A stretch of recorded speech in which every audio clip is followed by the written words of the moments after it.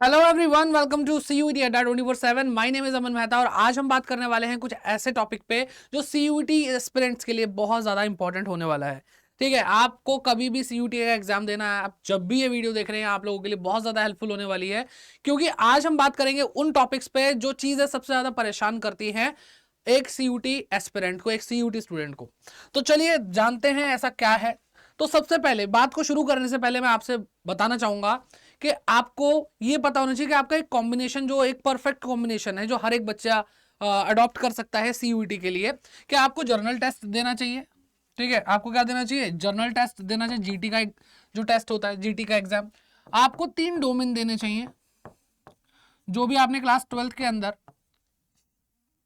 पढ़े हैं, प्लस आपको एक लैंग्वेज देनी चाहिए। ये आपको स्ट्रक्चर पता होना चाहिए। इसके बाद हम बात करेंगे कि ऐसी क्या चीजें हैं जो आपको बहुत ज्यादा परेशान करती हैं, करने वाली हैं सीयूईटी में।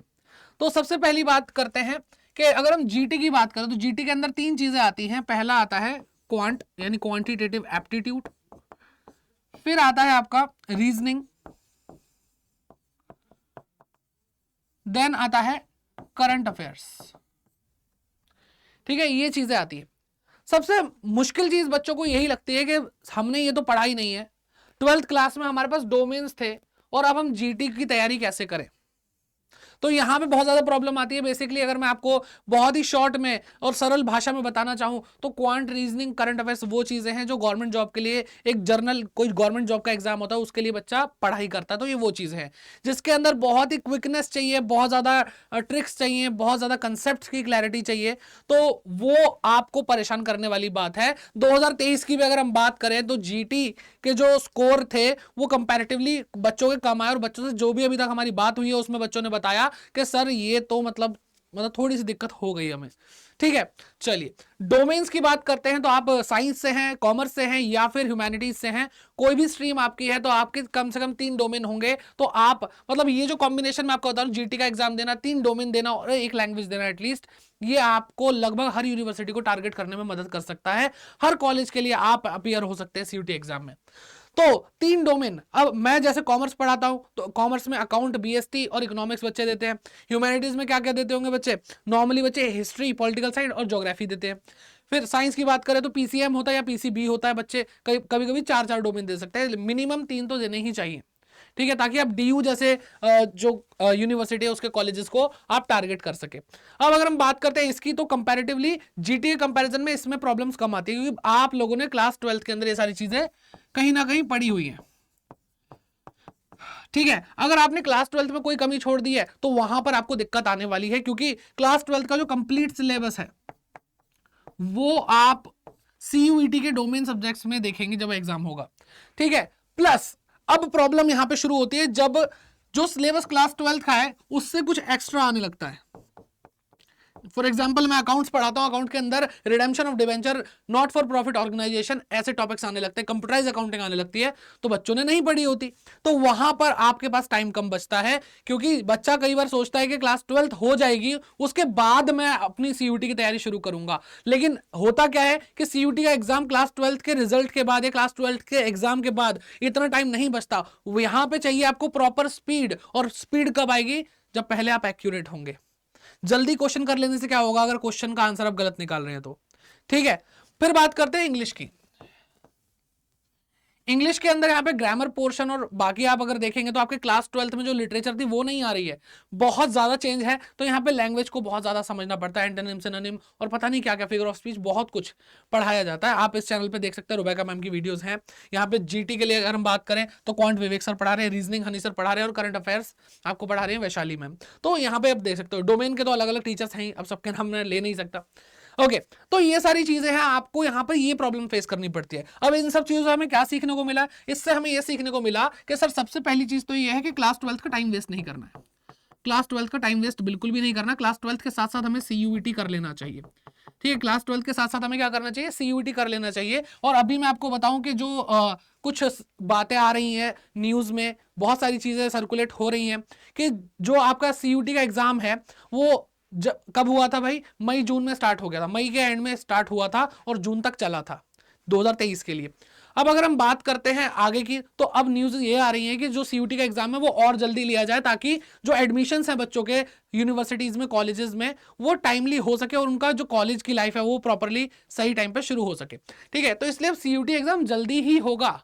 तो अब आपके पास और कम टाइम है, इसलिए कोई भी बच्चा अगर ये सोचता है क्लास 12 के बाद अगर मैं पढ़ाई करूं, ना, आपको अभी से ही शुरू कर लेना चाहिए। और जीटी और इंग्लिश आपके लिए क्या है वो मैंने आपको बता ही दिया है। डोमेन को एक बार को आप फिर भी आप थोड़ा हल्के में लोगे, नहीं हल्के में तो खैर वो भी नहीं लेना, क्योंकि यहां पर डोमेन के अंदर अगर आपके परसेंटाइल अच्छे आ रहे हैं, क्योंकि मेन पोर्शन वही है, 3 एग्जाम है भाई, वो जीटी और इंग्लिश, तो आपका जो स्कोर बनाने वाले वो डोमेन है, क्योंकि आप पहले से ही वो पढ़ रहे हैं। तो अगर आप एक सही गाइडेंस में आएंगे, सही मेंटरशिप लेंगे, तो आप सही तरीके से 100% स्कोर करेंगे। और सीयूटी अड्डा 24/7 ने पहले से ही कितनी बार, ठीक है, कितने सारे हजारों से ज्यादा बच्चों को 100% बनाया है। तो पहला पॉइंट तो ये आ गया कि सर हमें टाइम पे ध्यान देना पड़ेगा, हम टाइम वेस्ट नहीं करेंगे, हम क्लास 12 के साथ सीयूटी भी प्रिपेयर करेंगे। और इसी के साथ यहाँ पे अब एग्जाम जब आप अटेम्प्ट कर रहे होंगे, तो आपके पास एक्यूरेसी तो होनी ही चाहिए, एक्यूरेसी तो होनी ही चाहिए, देन बेटा देन स्पीड आएगी। आप खुद सोचो कि आपके पास 45 मिनट हैं और आपको क्वेश्चन सॉल्व करने हैं, ठीक है, आपको 40 क्वेश्चन सॉल्व करने हैं। आप 5 मिनट को हटा दो, नॉर्मल ऑन एन एवरेज आपके पास 1 मिनट है। क्वेश्चन केस स्टडी के फॉर्म में आता है, बहुत कुछ होता है, तो आप कैसे उन चीजों को कर पाओगे? तो स्पीड बहुत ज्यादा चाहिए, इसमें कोई भी डाउट नहीं है। आपकी स्पीड मतलब कम हो जाएगी तो चल जाएगा, नहीं चलेगा। और स्पीड तभी कामयाब है जब आपके पास एक्यूरेसी है।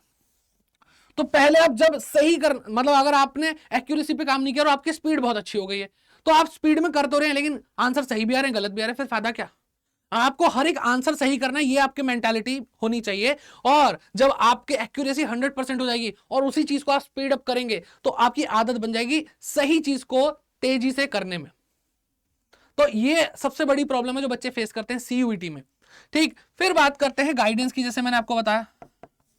अब गाइडेंस के बारे में अगर मैं आपसे बात करूं, मेंटरशिप के बारे में मैं आपसे बात करूं, तो अब बच्चा कहेगा सर सीयूईटी के अंदर जैसे जीटी हो गया, लैंग्वेजेस हो गया, और जो क्लास 12 चली वो तो चल ही रही है, फिर जो क्लास 12 के डोमेन सब्जेक्ट है उसके अंदर जो आपके एक्स्ट्रा टॉपिक्स हैं वो कैसे होंगे?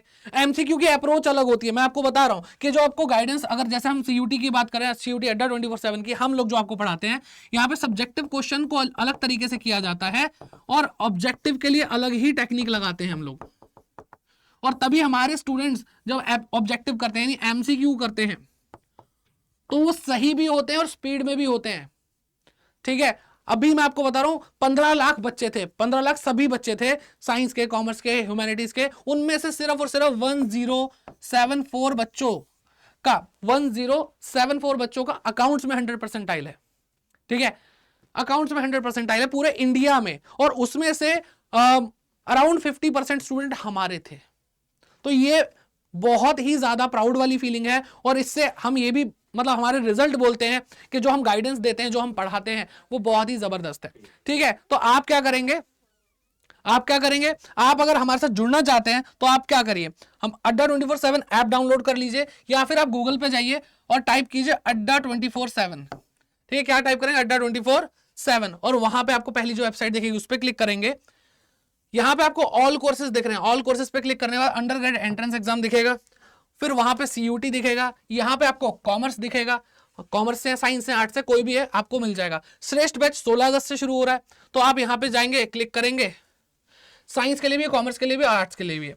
तो आपको यहाँ पे कूपन कोड पूछेगा, कूपन कोड क्या है? Y550। जैसे आप एक बार फिर से देख लो, Y550, और जो भी आपको यहाँ पे प्राइस दिख रहा है वो डिस्काउंट हो जाएगा। लगभग 10,500 का कोर्स आपको इतने का पड़ेगा, और इसके अंदर आपको सारे के सारी चीजें, इंग्लिश, लैंग्वेजेस पढ़ाई जा रही है, सारे डोमेन पढ़ाए जा रहे हैं, जीटी पढ़ाई जा रही है, परफेक्ट गाइडेंस के साथ। तो आई होप आपको ये वीडियो हेल्पफुल रही होगी। Bye bye, take care, and मिलते हैं आपसे क्लासेस के अंदर। जय हिंद।